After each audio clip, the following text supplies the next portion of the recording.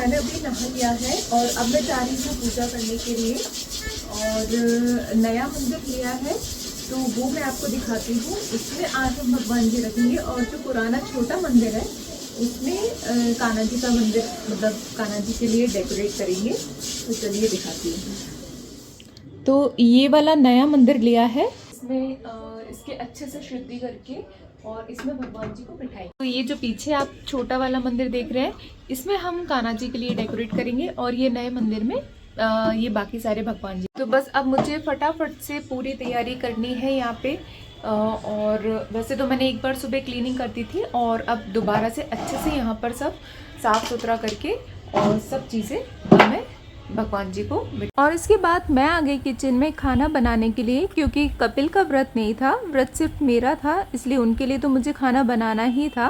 तो बस इन दोनों के लिए खाना बनाने के बाद मैं आ गई थी वापस से पूजा की तैयारी करने के लिए। किसी फेस्टिवल पे तैयारी आप भले ही कितने भी पहले से कर रहे हो, लेकिन एंड टाइम तक उसकी तैयारी चलती ही रहती है। तो बस वैसा ही यहाँ पर मेरे साथ हो रहा है कि मैं लगी तो बहुत दिनों से थी तैयारी करने के लिए, फिर भी मुझे मतलब इतना ज़्यादा टाइम लग गया। और सुबह से भी मैं लगी हूँ, जल्दी उठकर भी मैंने काम शुरू कर दिया था और अब जाके मतलब मैं यहाँ पर तैयारी कर पा रही हूँ।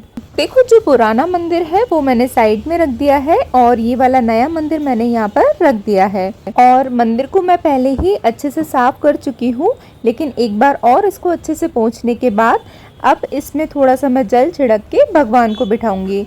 और अभी मंदिर की इतनी तैयारी करने के बाद मैं यहाँ पर आ गई फलार के लिए। तो यहाँ पर मैंने साबूदाने की खिचड़ी बनाई थी और थोड़ी सी मतलब ज़्यादा बन गई थी मुझसे। मुझे लगा शायद कपिल भी खा लेंगे, लेकिन उन्होंने खाई नहीं।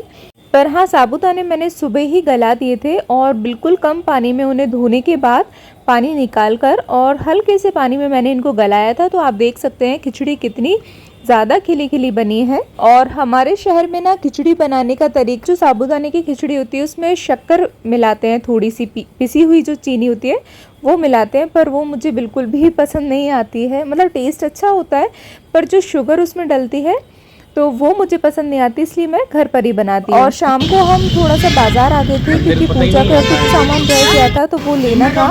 और मैंने बोला ना कि फेस्टिवल वाले दिन आप कितनी भी तैयारी कर लो, कुछ रह ही जाता है। तो बस वही थोड़ा सा और सामान लेने के लिए हम मार्केट आए थे। और बारिश तो पूरे दिन से रुकने का नाम ही नहीं ले रही थी, इसलिए हम थोड़ा सा रात में गए किचन में भोग की तैयारी करने के लिए। और जो पंजरी बनाने के लिए सामान लगेगा तो वो सारा मैंने अलग से साफ सुथरा मंगा लिया है। तो ये धनिया पाउडर, मतलब मैंने धनिया साबुत नहीं लिया है, वैसे साबुत लिया जाता है, लेकिन मैंने पाउडर ही मंगाया है। और साथ में ये डेसिकेटेड कोकोनट मंगा लिया है और ये मैंने मिश्री मंगा ली। तो सारा जो भी सामान है मैंने साफ सुथरा अलग से मंगाया है। और यहाँ पर दही। तो बस अब मैं तैयारी कर रही हूँ भोग। तो भोग के लिए जो सबसे ज्यादा जरूरी रहता है वो होती है पंजरी। तो बस उसी को मैं अब बना रही हूँ। तो पंजरी बनाने का तरीका वैसे तो सबका सेम ही होता है, थोड़ा बहुत जो इंग्रेडिएंट्स होते हैं वो अलग हो सकते हैं। जैसे कुछ लोग ज़्यादा ड्राई फ्रूट्स डाल देते हैं, कुछ बिल्कुल ही सिर्फ धनिया और शुगर को मिक्स करके बनाते हैं। लेकिन मैं इसमें थोड़े से जैसे मखाने हैं या फिर बादाम वगैरह डाल देती हूँ। लेकिन आज मैंने सिर्फ मखाने और ये डेसिकेटेड कोकोनट ही इसमें डाला था। जो नारियल का बुरादा है इसको भी मैंने अलग से सेका है, धनिया अलग से सेका था, क्योंकि जो कोकोनट होता है ना वो बहुत जल्दी से ना ब्राउन होने लग जाता है। तो बस इसको हल्का सा सेकने के बाद गैस बंद कर दें और बस वो गरम जो पैन होता है उसी में ही सिक जाता है। और जो मखाने थे वो भी मैंने पहले ही फ्राई करके निकाल लिए थे। बस अब बारी आ गई थी इन तीनों चीज़ों को मिलाने की।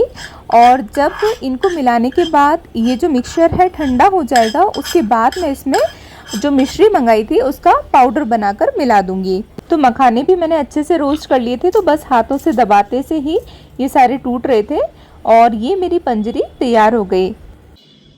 तो ये पंजरी मेरी तैयार हो गई है और अब मैं बना रही हूँ पंचामृत।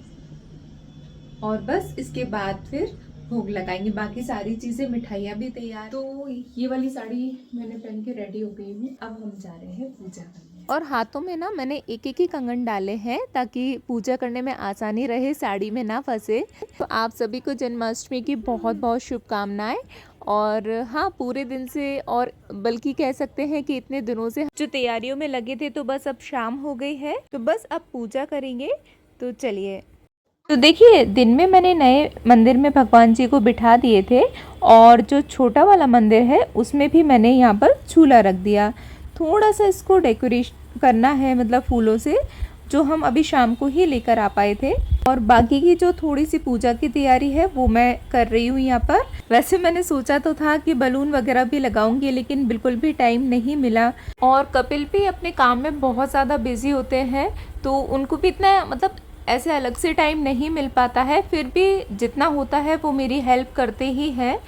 तो बस ये है कि अधिकतर जो मेन काम रहता है वो मुझे देखना पड़ता है, और बाकी जो भी एक्स्ट्रा काम रहता है तो उसमें वो मेरी हेल्प करवा लेते हैं। फिर भी मेरा मन तो था कि और अच्छे से और ज़्यादा इनको डेकोरेट किया जाए। तो ये तो भावनाएं होती हैं कि हम जितना ज़्यादा सोचते रहते हैं, ऐसा करना है वैसा करना है, लेकिन जितना समय पर हो जाए वो ज़्यादा अच्छा है। तो ये सब पूजा की तैयारी देखकर कपिल को भी बहुत अच्छा लगा, और वो यहाँ पर खुद से वीडियो शूट करने लगे। तो उनको देखकर मुझे अच्छा लगा, क्योंकि वो बहुत कम ऐसा होता है कि कैमरे के सामने आते हैं।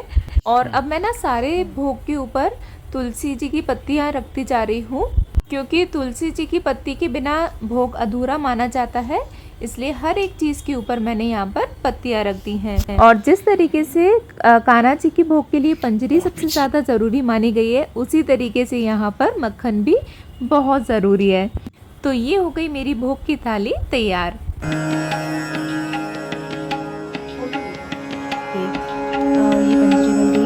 और यहाँ पर कान्हा जी का झूला भी तैयार हो गया है। तो अब हम स्नान करवाएंगे भगवान जी को, और पहले पंचामृत से स्नान करवाएंगे, और उसके बाद सादा जो जल होता है उससे स्नान करवाएंगे। और इसके बाद फिर चंदन, तिलक, धूप, दीप, भोग, ये सारी चीज़ें लगाएंगे। हमने ये लड्डू गोपाल जी के लिए अभी तैयार कर दिया है, सजा दिया है। और ये जो झूला मैं लेकर आई थी, तो ये भी मैंने सजा दिया, और यहाँ पर मैंने मोर पंख लगा दिए हैं। तो बस अब लड्डू गोपाल जी को स्नान कराना है, और इसके बाद इनको नए वस्त्र पहना के चंदन तिलक करेंगे।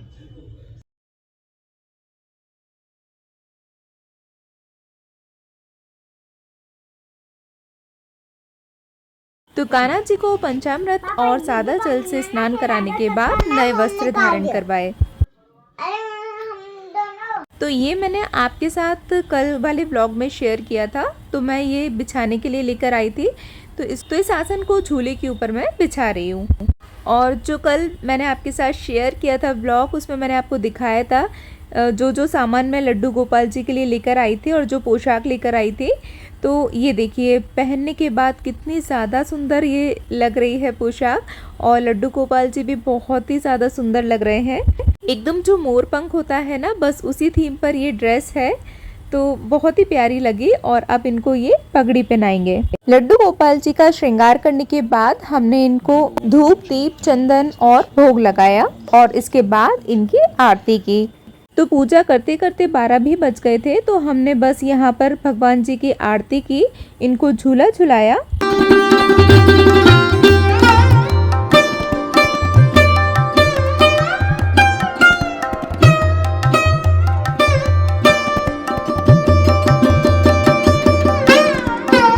पूरे दिन से जो उत्सुकता थी, बस हमने यहाँ पर रात में जैसे ही 12 बजे कृष्ण जी का जन्म हुआ, बहुत ही अच्छा लगा, मन एकदम प्रसन्न हो गया।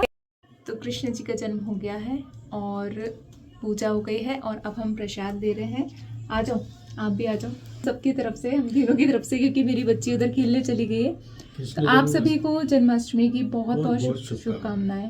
तो कैसा लगा आपको जन्माष्टमी का त्योहार? कैसा लगा आपको मना के?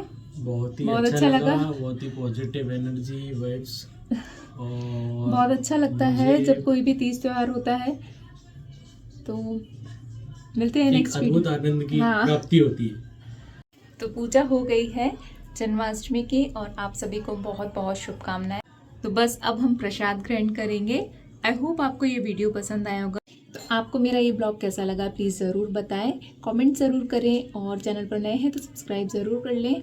रोज़ इसी तरीके से मैं डेली ब्लॉग शेयर करती हूँ। तो कल फिर मिलेंगे नेक्स्ट वीडियो के साथ, तब तक take care and bye bye.